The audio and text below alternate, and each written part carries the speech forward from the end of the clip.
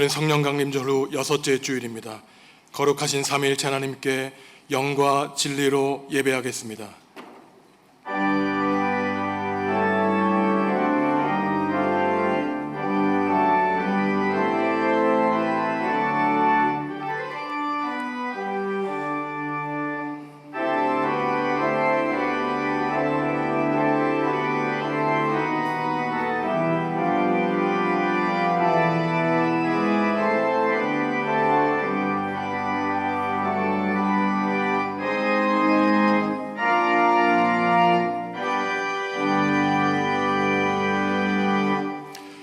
하나님, 지난 한 주간 사랑의 눈길로 바라보아 주시고 강하고 능한 손으로 붙잡아 주시며 우리를 생명의 길로 인도해 주시니 감사를 드립니다.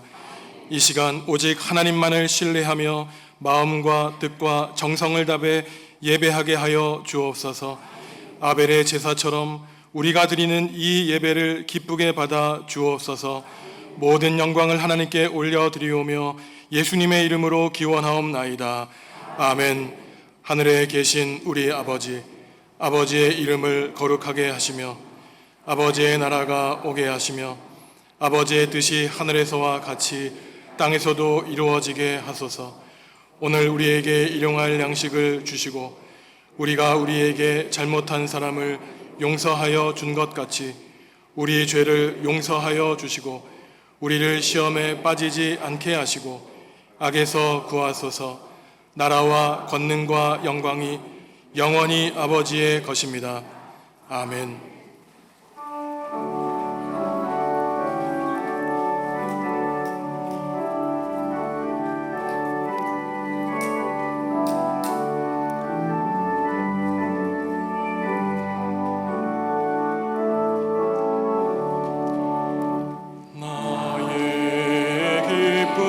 나의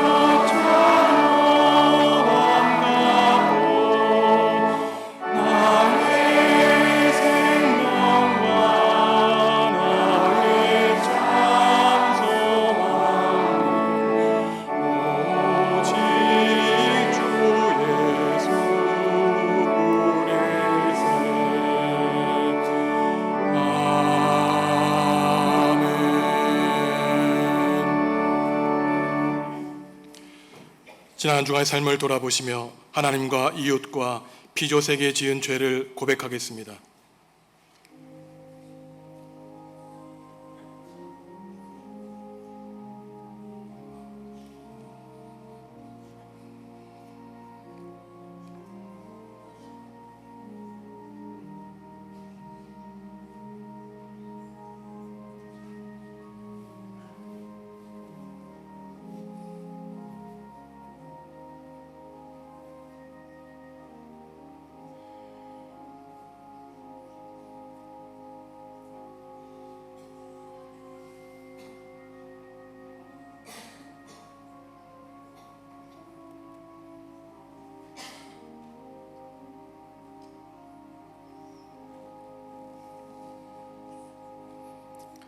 하나님이 우리에게 주시는 용서의 말씀입니다.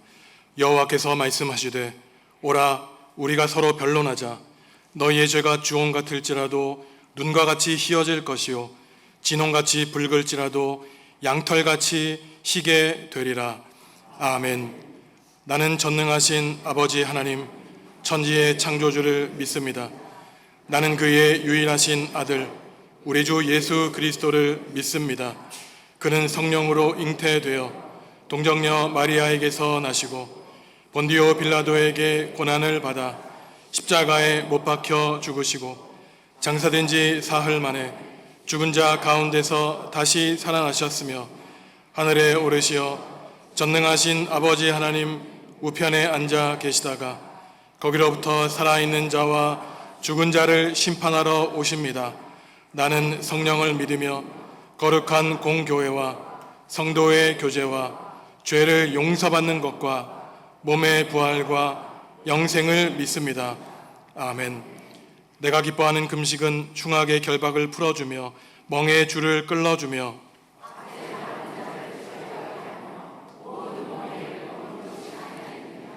또 줄인 자에게 내 양식을 나누어 주며 유리하는 빈민을 집에 들이며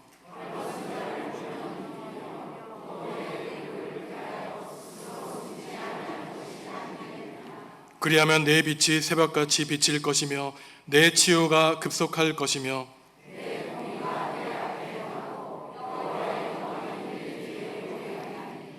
내가 부를 때에는 나 여호와가 응답하겠고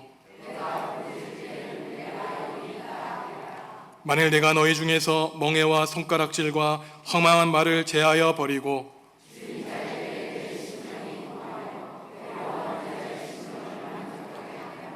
내 빛이 흑암 중에서 떠올라 내 어둠이 낮과 같이 될 것이며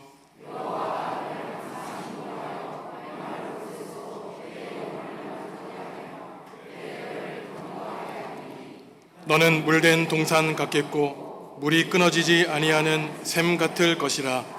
아멘.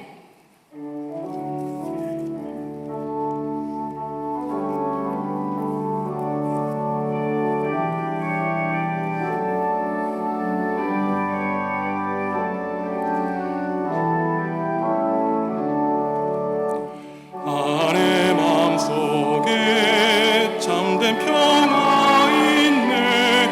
주 예수가 주신 평화. 시험 닥쳐와도 흔들리지 않아. 귀하다 이 평안함. 주가 항상 계셔 내 맘속에. 주가 항상 계셔 기쁘다. 주 나의 맘에 계셔 위로하시네. 어찌 내가 주를 떠나 살까.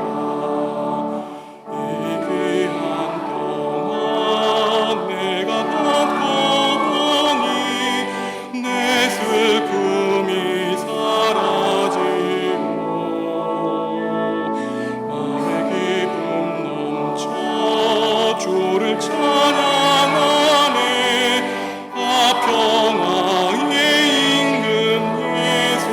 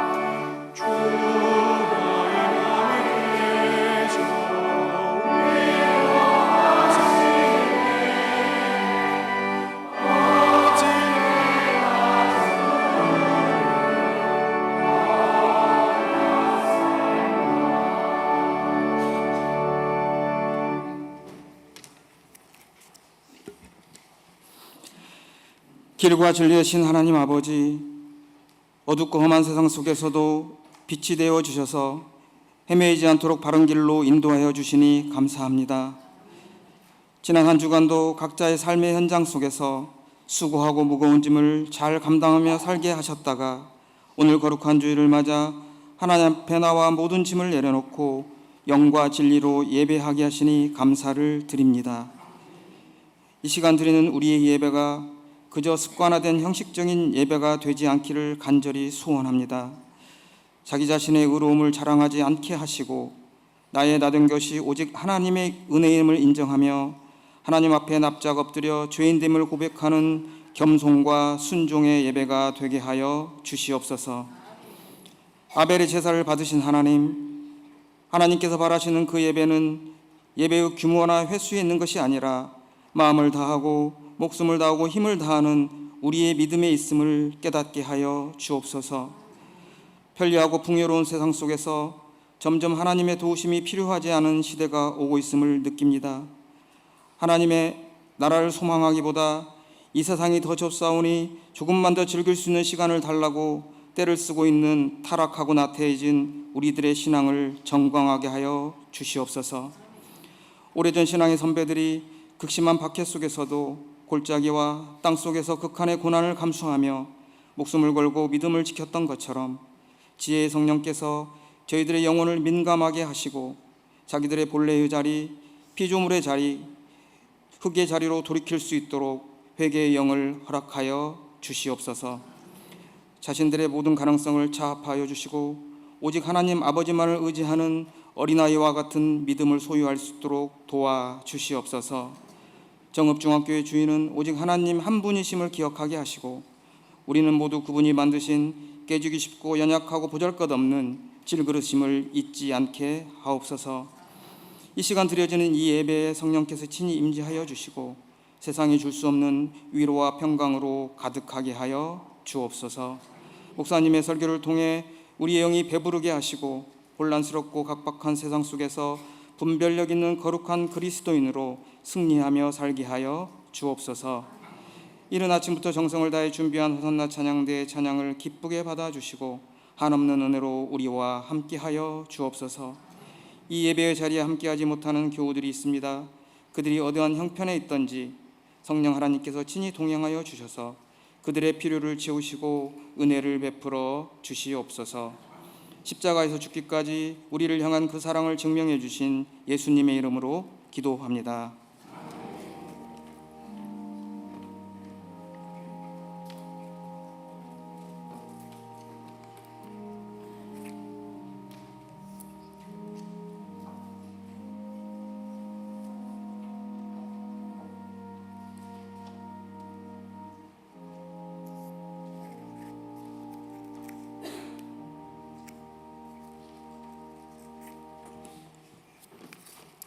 형제들아, 하나님께서 마게도냐 교회들에게 주신 은혜를 우리가 너희에게 알리노니 환난의 많은 시련 가운데서 그들의 넘치는 기쁨과 극심한 가난이 그들의 풍성한 연보를 넘치도록 하게 하였느니라. 내가 증언하노니 그들이 힘대로 할 뿐 아니라 힘에 지나도록 자원하여 이 은혜와 성도 섬기는 일에 참여함에 대하여 우리에게 간절히 구하니 우리가 바라던 것뿐 아니라 그들이 먼저 자신을 주께 드리고 또 하나님의 뜻을 따라 우리에게 주었도다. 그러므로 우리가 디도를 권하여 그가 이미 너희 가운데서 시작하였은즉 이 은혜를 그대로 성취하게 하라 하였노라.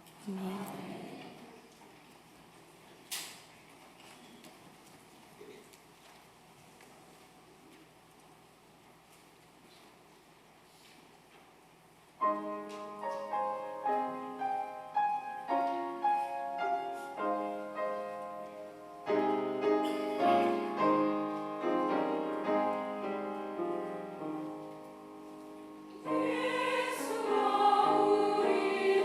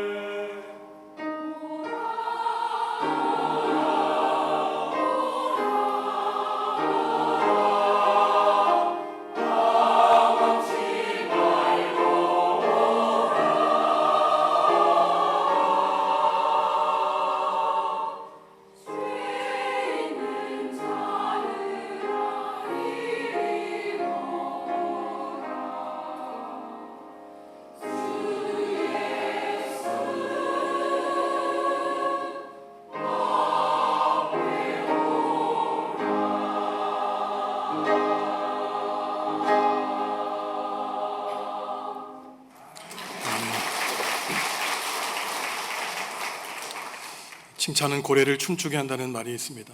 어떠한 사람들은 이 말을 속담으로 알고 있지만 사실 이 말은 미국의 경영 컨설턴트인 켄 블랜차드가 2002년 이미 20년 전에 쓴 책의 제목입니다.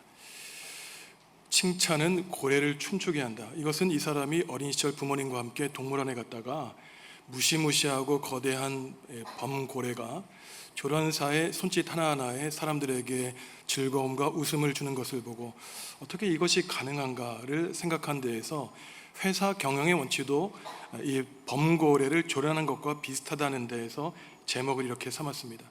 이 사람이 말하는 것은 조직 운영 원칙에서 때로는 채찍과 당근이 필요한데 적절한 동기부여와 칭찬은 조직을 성장시키는 데 큰 도움이 된다는 것이죠. 사람은 자기가 최선을 다해 성공한 일에 대해서 사람들에게 인정받고 칭찬받기를 원합니다. 이것은 인지상정이죠.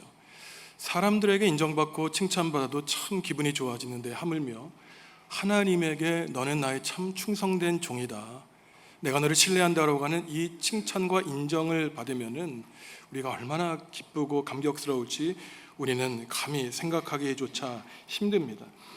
오늘 말씀을 보면은 마케도니아에 있는 지방에 교회 하나님이 교우들을 칭찬하시는 내용이 나오는데 어떠한 이유 때문에 하나님이 칭찬하셨는지 우리도 그와 같이 살면 좋겠다라는 생각을 합니다. 고린도서 8장과 9장은 사도 바울이 자신이 2차 전도 여행을 할 때 세웠던 고린도 교회에 보내는 편지 가운데에 예루살렘 교회가 가난에 휩싸이게 되자 연보와 헌금을 모아 예루살렘 교회 교인들을 도와주겠다고 독려하는 내용입니다. 참 이상하죠. 기독교의 원산지인 예루살렘 교회가 이상하게 가난에 휩싸이게 된 것입니다. 정확한 이유는 모르지만 아마도 사도행전을 보면은 사도들, 제자들이 성령님의 권능을 받고 복음을 전파하여 하루에도 수천 명씩 교회가 성장하게 되자 역설적으로 교회 안에는 어렵고 가난한 사람들, 구제를 필요로 하는 사람들이 늘어나게 되었던 것이죠. 또한 그 당시 기근과 지진이 생겨 예루살렘 교회는 경제적인 큰 궁핍함이 있었던 것으로 보입니다. 그래서 바울이 고린도 교회 교인들에게 이러한 어려움이 있으니 사도들이 결정한 회의에 따라 우리도 연보를 모아 예루살렘 교회를 돕자고 제안하는 것이죠. 그러면서 바울이 말하기를 마케도니아 지방에 빌립보 교회와 데살로니가 교회가 있는데 이들은 참으로 극심한 시련과 환난 가운데 있었지만 큰 기쁨을 가지고 힘든 가운데 최선을 다해 헌금해서 예루살렘 교회를 도왔다고 말을 하고 있습니다.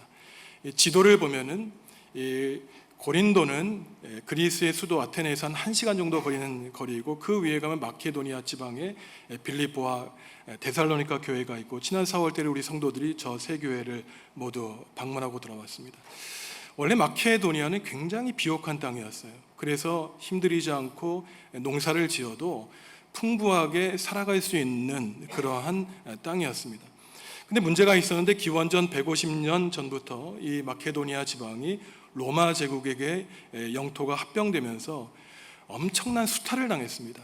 심지어 금과 은을 캐는 채굴권도 모두 빼앗겨서 경제적으로 엄청난 어려움을 겪고 있었죠.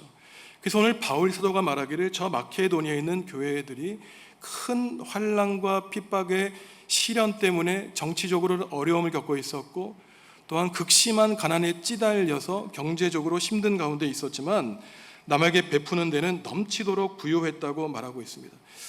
어려운 예루살렘 교회 형편에 대한 소식을 듣고 이 힘든 교회가 오히려 손발 벗고 나섰다는 것이죠. 오늘 설교의 제목처럼 환난의 시련 가운데 큰 기쁨을 누렸다고 바로 하나님께 칭찬을 받고 있다고 바울은 말하고 있습니다. 오늘 바울이 고린도 교회에 이러한 편지를 보낼까요? 쉽게 말해서 헌금을 독려하고 있는 겁니다. 연보를 내라는 것이에요. 왜 그렇습니까? 고린도 교회는 지도에서 볼 수 있듯이 항구 도시였습니다. 돈의 흐름이 많았어요. 엄청난 무역과 상업 도시로 부유한 도시였지만 사람들에게 늘 그렇듯이 배가 따스해지니 문제가 생기게 됩니다.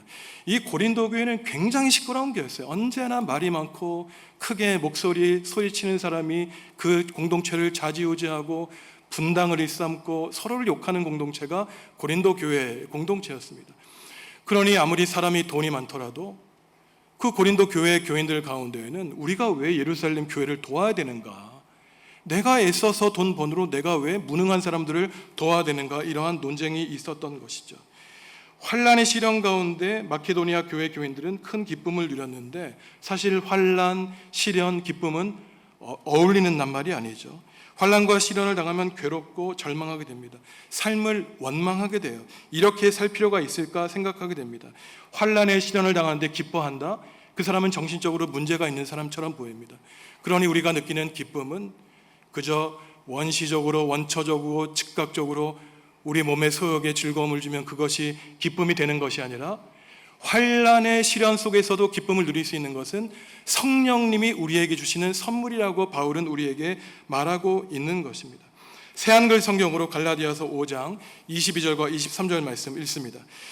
그러나 성령님의 열매는 사랑, 기쁨, 평화, 참음, 다정함, 착함, 믿음직함, 온유, 절제입니다. 이런 것들을 거스르는 율법은 없습니다. 아멘. 너무나 좋은 덕목들이죠. 우리들에게 기쁨과 평화와 온유함과 절제와 인내가 있는데 이러한 것들은 어떠한 율법도 성령님의 열매를 거스르지 못하게 말한다는 것입니다. 그러니 우리가 아무리 억울하고 힘들고 속상한 가운데 있어서도 성령님이 우리의 마음을 평화와 기쁨으로 다스려 주시면 우리는 요동치는 마음을 잔잔하게 가라앉힐 수 있다는 것이죠. 그런데 성령님의 열매는 우리가 그저 멍하니 가만히 있는다고 우리의 삶에 거룩하게 맺혀지지 않습니다. 갈라디아서 5장 16절과 26절을 보면 성령님의 열매를 맺기 위한 방법인데 첫째로 성령님 안에 머물러 있어야 된다는 것이에요. 그리고 성령님이 이끄시는 대로 따라 살아야 된다고 바울은 말하고 있습니다. 반대로 성령님의 열매를 거스르는 육체와 사탄의 열매가 있다는 것이에요. 혹시 우리 가운데 이것이 있지는 않은가 확인하겠습니다.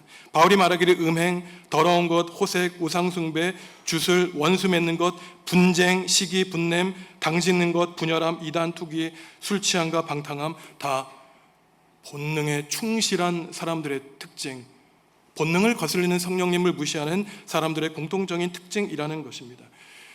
우리가 살아가면서 성령님의 다스림을 받는지 육체의 다스림을 받는지 우리 자신을 평가하는 기준은 과연 우리가 느끼는 감정이 어떠한지, 사랑과 평화와 하나됨이 있는지, 당파와 싸움과 질투가 있는지 우리는 우리 스스로의 신앙의 모습을 판단할 수 있다는 것이죠. 이유 없이 불평과 짜증이 일어날 때 우리는 성령님께 기도해야 하는 것입니다. 하나님, 우리의 이 어리석은 마음, 어두운 마음을 밝혀주시고 다스려 주십시오. 마케도니아에 있는 빌립보 교회와 데살로니가 교회는 큰 경제적이고 정치적인 어려움을 당하고 있습니다. 새한글 성경을 보면 참으로 가난에 찌들었다고 말하고 있어요. 물질적으로 풍요하지 않았습니다. 하지만 그들의 경제적인 어려움 속에서도 누구보다 마음의 풍요로움을 누릴 수 있었던 비결은 바로 이처럼 성령님이 그들의 마음을 다스려 주셨기 때문이에요. 그리고 이들이 환란의 시련 가운데 얻은 기쁨은 자신들만 누린 것이 아니라 자신들보다 더 어려운 예루살렘 교인들을 돕기 위해 함께 그 은혜를 나누려고 하고 있습니다. 나 혼자 움켜쥐지 아니하고 나누려는 것, 이것도 성령님이 우리에게 주시지 않으면 가능하지 않은 마음이죠. 어려운 사람을 돕기 위한 연보를 모아 자신들과 아무런 상관없는 예루살렘 교회에 보내고 있습니다. 이것도 바울 사도가 말하기를 너의 능력에 닿는 대로가 아니라 힘에 버겁도록 힘든 상황 가운데 연보를 내고 있다고, 자발적으로 동참하고 있다고 바울은 칭찬하고 있는 것이죠. 도대체 이것이 어떻게 가능할까요?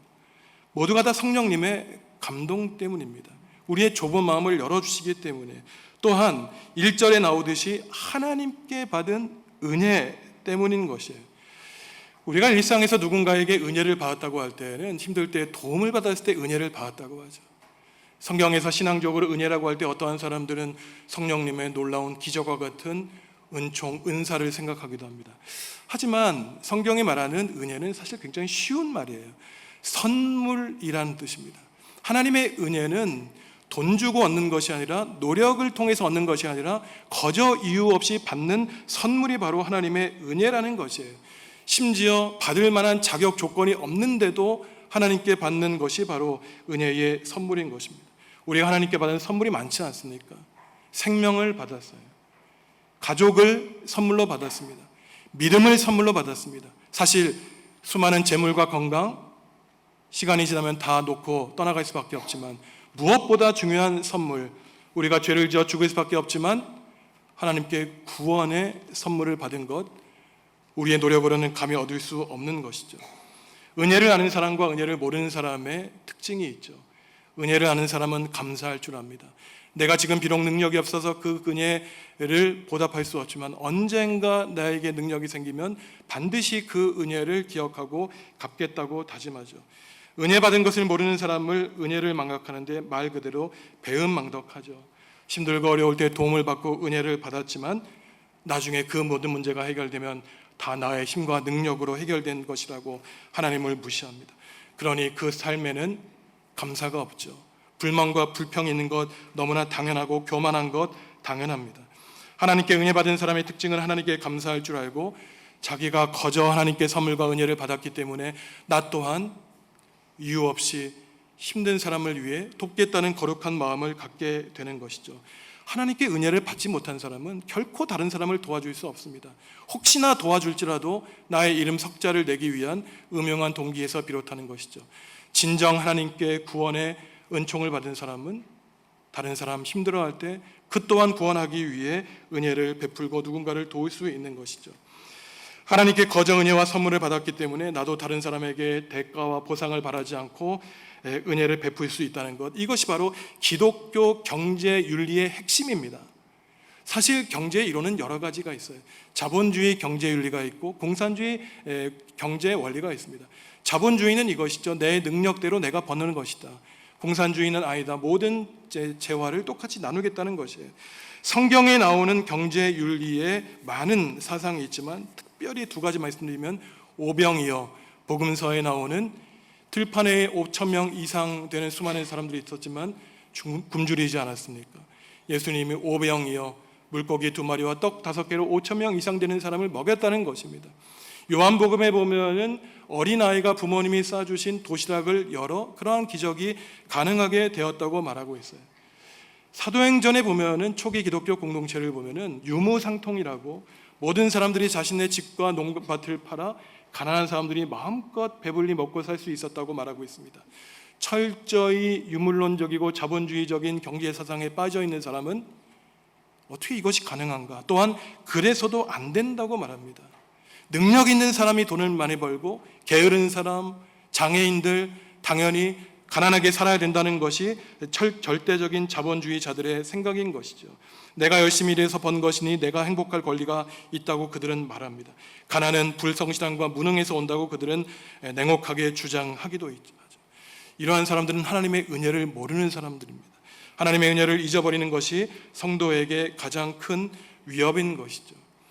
제가 프랑스에서 유학할 때 아무래도 유럽은 유럽식 사회주의가 잘 되어 있기 때문에 가난한 정도에 따라서 부유한 정도에 따라서 병원에 가서 약국에 대도 내는 돈이 차이가 있었습니다. 학교에서도 수학여행 갈 때 같은 돈을 내지 않았어요. 저는 당연히 유학생으로 흑빈자의 상태에 있었기 때문에 아이를 낳았는데도 병원비를 한 푼도 안 내고 약국에 가서 돈을 낸 적이 없습니다. 하루는 제가 간호사에게 너무 궁금해서 나 같은 이방인 당신들의 세금으로 이렇게 먹고 사는데 억울함이 없냐 그랬더니 그 간호사가 이런 얘기를 하는 거예요. 자기는 수백 년 전 프랑스 혁명을 통해서 합의에 이르렀다는 것입니다. 가난한 사람, 처음부터 가난한 것이 아니라 부유했던 사람도 언젠가는 가난해질 수 있다는 것이에요. 건강한 사회가 되기 위해서는 부자와 가난한 사람이 함께 공존하는 것이 오히려 장기적으로 볼 때에는 부자가 많은 세금을 내는 것이 억울한 것 같지만 사회 질서를 유지하기 위하기에는 오히려 도움이 된다고 자신들의 역사 이야기를 하는 것을 들었습니다. 오늘 말씀을 보면 마케도니아에 있는 가난한 빌립보 교회가 예루살렘 교회를 도왔어요. 이 사람들은 선천적으로 그랬습니다. 빌립보서 4장을 보면 바울이 빌립보에 있는 감옥에 갇혀서 교인들에게 편지를 보내면서 감사의 인사를 하고 있어요. 내가 감옥에 갇혀서 복음을 전하며 어려움에 갇혀 있는데 빌립보 교회 교회들의 나에게 먹을 것과 쓸 것을 보내주니 너무나 고맙다고 감사함의 편지를 보내고 있습니다. 이 사람들은 본래 생김새가 참 베푸는데 마음 넓은 관용의 마음을 갖고 있는 사람이었어요. 준비되어 있는 사람이었습니다. 사람됨의 성향이 이미 타인을 위한 존재로 자리 잡고 있는 사람들이었어요. 전통적으로 사람들은 내가 바라고 원하는 일을 이루기 위해서 최선을 다해야 된다고 말합니다. 하지만 바울은 그렇게 말하는 것이 아니에요. 하나님이 바라시는 올바른 일을 성취하기 위해서는 내 육신의 소욕과 내가 바라는 것 때로는 포기하는 것이 하나님의 경제 질서라고 우리에게 가르치고 있는 것입니다. 그렇다면 바울 사도는 연보하는 자세, 다른 사람을 돕는 자세에 대해서 무엇이라고 말할까요? 두 가지 원칙이 있는데, 첫째는 3절에 나와 있듯이 힘에 닿는 대로 하는 것을 넘어서서 힘에 붙이는 대로 다른 사람들을 도우라고 말하고 있습니다. 둘째는 5절에서 말하고 있듯이 먼저 가난한 사람을 돕는다는 마음 갖기 전에 나의 삶을 주님께 바치고 그 다음에 이웃을 돕는 것이라고 말하고 있어요. 이것은 무슨 말입니까? 다른 사람을 도울 수 있는 것, 헌감하고 연보하는 것, 이것은 어떠한 인간의 의무감에서 나오는 것이 아니라 하나님께로부터 받은 은혜에 대한 감격에서 나오는 신앙 고백이라고 바울은 말하고 있습니다. 9절 말씀 우리가 함께 읽습니다. 우리 주 예수 그리스도의 은혜를 너희가 알거니와 부요하신 이로써 너희를 위하여 가난하게 되심은 그의 가난함으로 말미암아 너희를 부요하게 하려 하심이라. 우리가 다른 사람을 도와줄 수 있는 것은 우리에게 힘과 능력이 있어서가 아니라는 것이에요. 우리가 다른 사람에게 관심을 가질 수 있는 것은 우리가 구세주로 믿는 예수님이 그러한 삶을 살았기 때문이라고 바울은 말합니다. 예수님은 본래 하나님이셨습니다. 하나님의 아들이셨어요. 이 세상 누구보다 부유하신 분이었지만 스스로 가난하게 되심은, 이 땅에 내려오신 것은 가난에 찌들어 있는 우리를 불쌍히 여겨주셔서 우리를 구원해 주시기 위한 것이라고 바울 사도는 말하고 있습니다. 오늘 고린도 서신을 보면은 은혜라고 하는 이 종교적인 용어를 바울은 부유함과 가난함이라고 하는 경제 용어로 설명하고 있습니다. 왜냐하면 바울이 보기에 거룩한 것과 세상적인 것은 분리되는 것이 아니기 때문에. 마르치아 엘리아데라고 하는 세계적인 종교학자가 쓴 책 중에 성과 속이라는 책이 있습니다. 거룩함과 속된 것의 차이를 얘기하는데, 거룩함은 세상과 구별되지만 분리되지는 않는다는 것이, 거룩한 것이 속된 것에 침해를 받는 것이 아니라 더러운 세상이 거룩함의 능력으로 말미암아 거룩하게 변화된다고 이 종교학자는 말하고 있습니다. 세상을 살아가면서 가장 필요한 것이 대부분의 사람들이 돈이라고 말하고 생각하지만, 참으로 신앙생활하면서 이상한 것은 돈 얘기하는 것 꺼려 한다는 것이에요. 헌금 얘기하는 것, 예전에는 우리가 사용했던 연보 이야기하는 것 터부시합니다. 마치 신앙생활에서 돈 얘기하면은 그 사람은 굉장히 비신앙적인 사람으로 치부하고 있죠. 얼마나 웃기고 이중적인 행태입니까?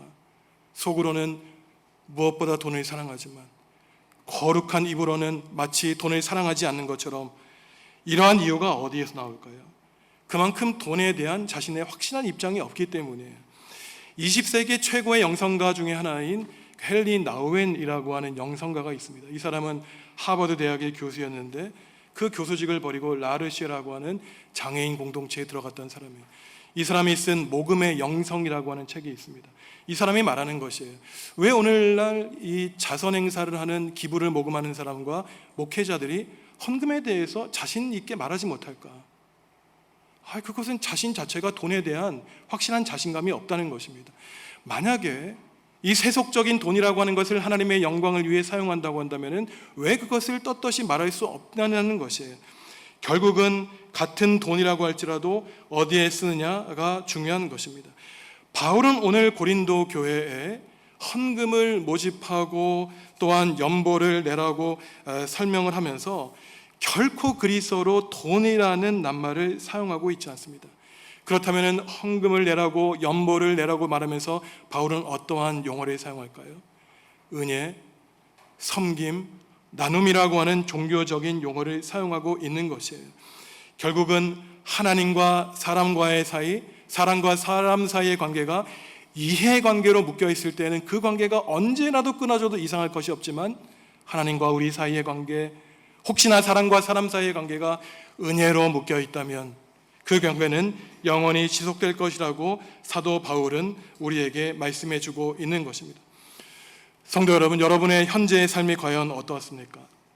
소소한 일상을 살아가면서 하나님이 주시는 복과 은혜를 누려서 기쁘고 감사한 상태에 있습니까?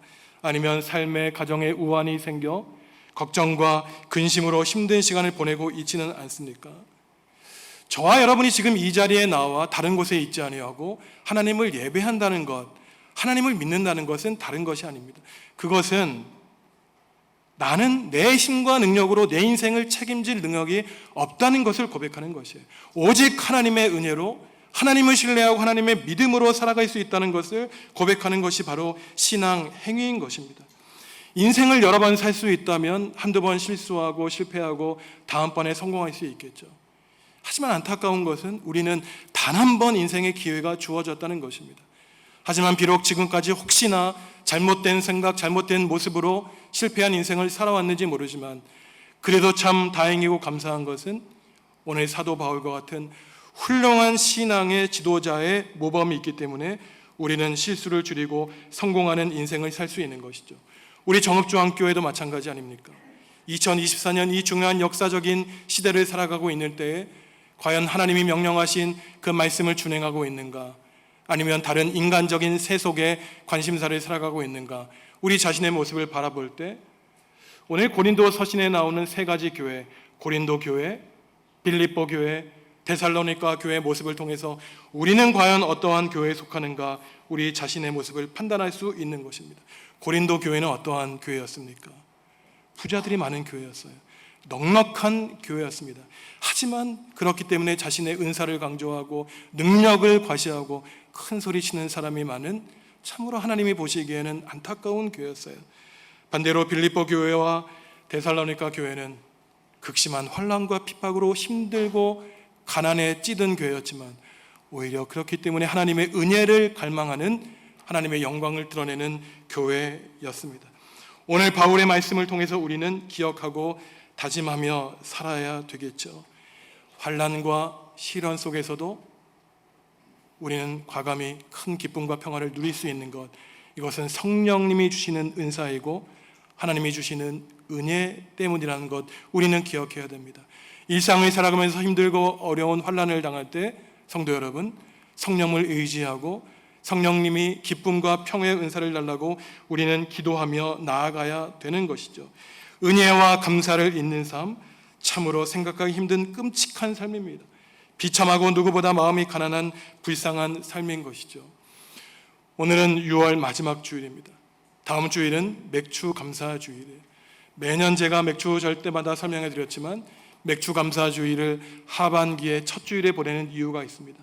혹시나 상반기 동안 하나님께 받은 복과 은혜 잊어버리고 오히려 더 달라고 내 삶에 넘치는 불만과 불평을 가지고 살았다면 하나님은 회개하고 다시금 하나님께 받은 복과 은혜를 되새기며 살라는 것입니다.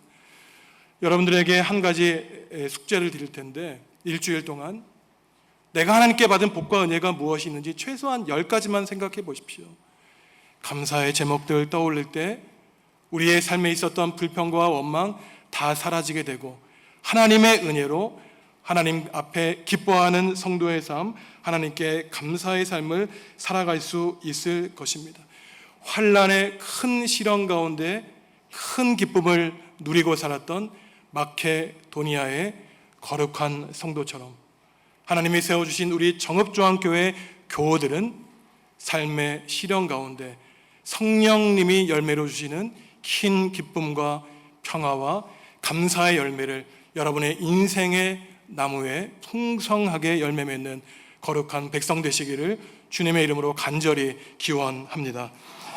하나님, 인생에 불어닥치는 환난의 시련 가운데 넘치는 큰 기쁨을 누리고 살 수 있게 하시니 감사합니다. 지금까지 하나님께 받은 은혜를 생각하며 그 은혜를 이웃과 나누는 성도 되게 하여 주시옵소서. 시간과 마음과 물질을 나누며 감사하는 삶을 살아 더 큰 감사를 누리게 하여 주옵소서. 예수님의 이름으로 기도합니다. 아멘.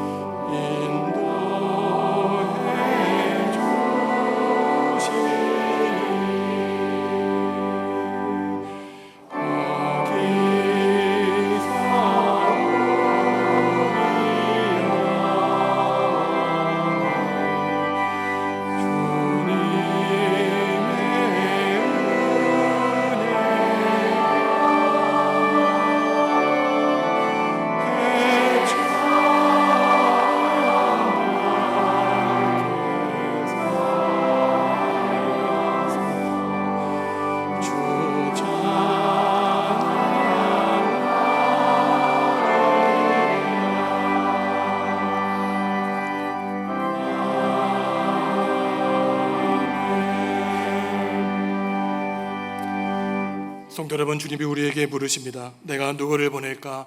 누가 우리를 대신하여 갈 것인가?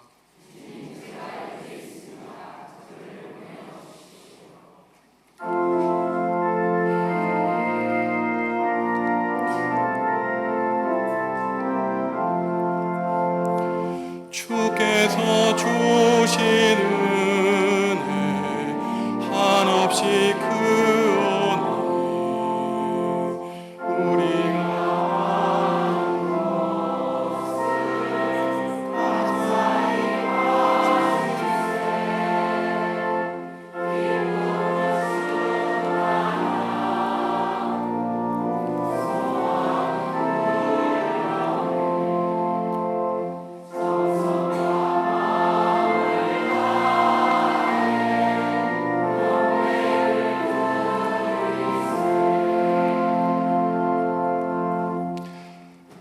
하나님, 지난 한 주 동안 세상에서 땀 흘려 최선을 다해 살아가게 하시고 오늘 주님 앞에 나와 주님을 예배하게 하시니 감사합니다. 때로는 우리 삶에 힘들고 어려운 일도 있었지만 그러한 가운데에서도 기쁨과 감사를 누릴 수 있도록 성령님이 우리와 함께 해주시니 감사를 드립니다. 주님, 하나님을 내 삶의 주인으로 모시고 살아가기 원합니다. 나의 뜻과 고집을 다 버리고 모든 인생을 주님께 맡겨 하나님의 인도하심에 따라 순종하며 살아갈 수 있도록 성령님, 우리를 붙들어 주시고 인도하여 주시옵소서. 화성 아리셀 공장 화재로 목숨을 잃은 영혼들과 가족을 불쌍히 여겨 주시옵소서.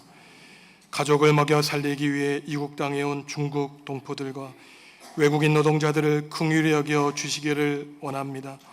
머나먼 타국 대한민국에서의 삶이 고단하지 아니하고 억울한 일을 당하지 않도록 정의와 공의의 하나님이 친히 이 땅을 다스려 주시옵소서. 김호길 집사님, 하나님이 주신 생명에 감사하며 생일을 맞이하여 교우들에게 식사를 대접하게 하시니 감사합니다. 남아있는 삶, 김옥일 집사님과 오춘자 권사님의 건강 지켜주시고 맑은 영혼으로 하나님께 영광 올리며 살아갈 수 있도록 하늘의 큰 복과 은총 내려 주옵소서. 학업과 직장과 삶의 문제로 타지와 해외에서 살아가는 교우들이 있습니다. 이들이 힘들고 외로울 때마다 능력의 주님을 찾게 하셔서 하나님의 보호 아래 믿음으로 승리하며 살아가게 하여 주시옵소서. 질병의 문제로 입원해 있는 성도들이 있습니다. 연로하여 요양원에 있는 교우들이 있습니다. 주님이 이들의 아픔의 자리에 함께하여 주시고 병환의 자리에서 나를 위해 돌아가신 예수 그리스도의 십자가의 보혈의 능력을 의지하여 살게 하여 주시옵소서. 우리의 연약한 몸과 연약한 마음 고쳐주시고 지속되는 아픔 가운데 주님만 의지하여 참고 견디며 이겨내게 하여 주시옵소서. 8월 제주도에서 열리는 전교인 수련회를 주님이 친히 주관하여 주셔서 좋은 일기 가운데 천국 잔치를 누리고 돌아올 수 있도록 성령님 역사하여 주옵소서. 주님께 예물 드립니다. 환난의 시련 가운데 기쁨으로 연보한 마케도니아 교회의 교인을 본받아 자원하여 힘에 버겁도록 헌금하게 하시니 감사합니다. 하나님 나라와 이웃을 위한 이들의 마음을 귀하게 받아주시고 이들의 삶을 풍성하게 하셔서 이전보다 더욱더 기쁨과 감사가 넘치는 복되고 거룩한 삶을 살아가게 하여 주옵소서. 예수님의 이름으로 기도합니다. 아멘.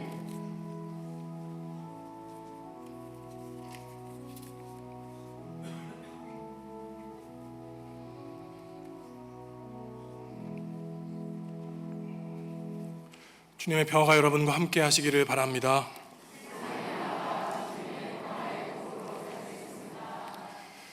다음 주일은 맥주 감사 주일이고 1, 2부 예배 때 성찬 예식이 있습니다. 지난 6개월 동안 지금까지 하나님께 받은 복과 은혜 하나하나 헤아리시고 하나님의 은혜에 감사하는 마음으로 일주일 동안 말씀에 또한 기도에 순종하고 살아가시는 성도 여러분들 다 되시기를 바랍니다. 오늘 점심 식사는 생일에 감사하여 김호길 집사님 가정에서 성도들에게 점심 식사를 제공해 주십니다. 주보에 나누어 드린 3분기 성경 읽기표를 참조하셔서 매일매일 석 장씩 넉 장씩 하나님의 말씀을 가까이 대하셔서 말씀 위에 성도들의 삶, 여러분들의 가정을 든든히 세워 나가시기 바랍니다. 주보에는 광고가 나가지 않았는데 제4남성교회 7여전도회 원례회가 2부 예배 후에 영하부실에서 있습니다. 기억하시고 참석하시기 바랍니다. 광고가 많은데요. 안수 집사의 분기 모임 1여전도회 원례회가 예배 후에 있고 재직회가 이번 주 수요일 수요 기도회 때 있습니다. 7월 6일 토요일에는 중앙산악회 모임이 있습니다. 저희가 이제 교회의 직제가 당회가 있고 재직회가 있고 공동의회가 있지 않습니까?